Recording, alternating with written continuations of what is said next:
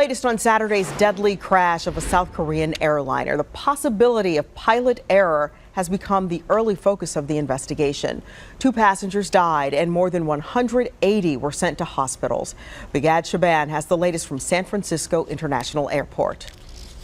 The wreckage of Asiana Flight 214 remains on the tarmac at San Francisco International Airport.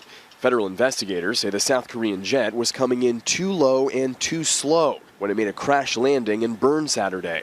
Investigators are now looking into initial reports.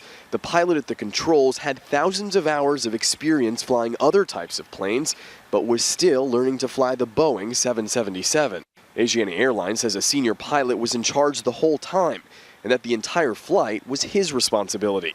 The head of the National Transportation Safety Board says the pilots will be interviewed today, now that interpreters are at the scene. We want to make sure that they have interpretive services, that there are people there who can help them with the interview. We don't want people to be confused. We just want to get the facts. Captain Sully Sullenberger is a CBS News aviation and safety analyst. He says the pilot's experience is not the only factor investigators will be examining. Everybody starts out being new on an airplane at some point in their career, but was their training adequate? Had they successfully completed it? What kind of policies and procedures did the airline give them to operate the airplane? More than a dozen victims of the crash remain in the hospital, some with fractured spines.